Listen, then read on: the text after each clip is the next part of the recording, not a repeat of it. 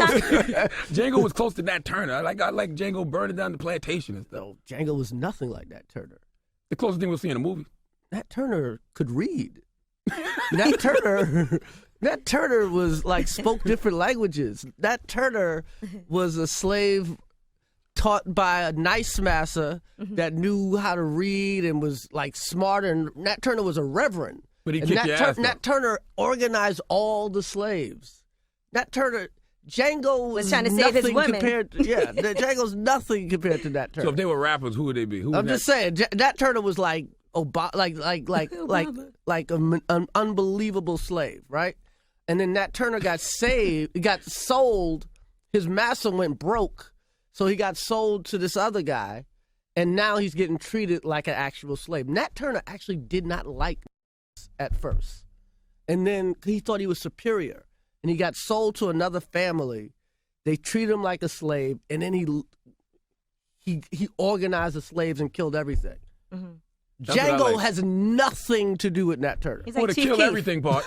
Django is a really good, funny, fun movie, but the kill everything part. It's not really accurate. And it's like he organized everybody.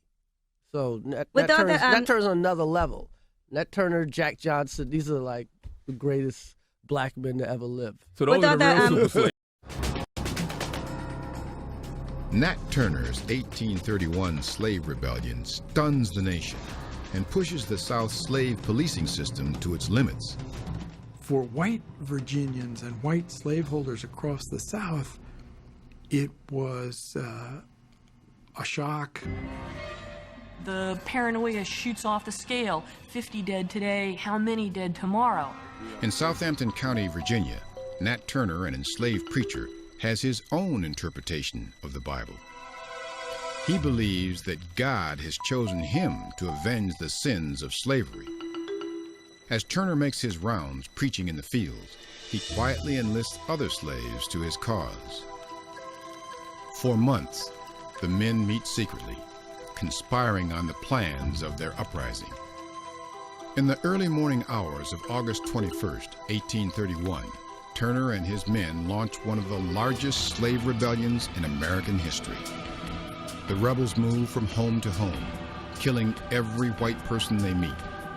As they advance towards the nearby town of Jerusalem, more recruits join them. The local slave patrols have failed to uncover Turner's plot. So the militia is called out to track down and kill the rebels. For 36 hours, the rebellion rages on. Church bells ring out in distress. Rumors spread among whites that the whole southern slave population has finally exploded in revolt, and that the British are invading to liberate the slaves. As panic swells, the United States government provides important military support. And that support is ensured by slaveholder power. Don't forget that slavery is protected not only by the slaveholder, not only by the local militia or the state militia, but also by the full force of the military might of the United States of America. Except for that, slavery would not have been possible in the South. As the hunt for Nat Turner and his men continues, 800 U.S. troops join 2,000 local militiamen. Within a week, the rebellion is squashed. More than 50 rebels are captured. Nearly 60 white men, women, and children have been killed. The violence doesn't fully subside until Nat Turner is captured 2 months later on October 31st, not by a patrol or slave catcher, but by a farmer, by accident. Turner is tried, hanged, and skinned. In all, the state executes 55 black people for conspiring with Turner. The Turner Rebellion frightened whites literally out of their minds, and yet even that wasn't strong enough to provoke them to get rid of slavery as an institution. Because for slave owners, profit outweighs morality and their own safety. By 1830, nearly 2 million slaves are fueling the Southern economy, and slaveholders aren't about to give up their free labor.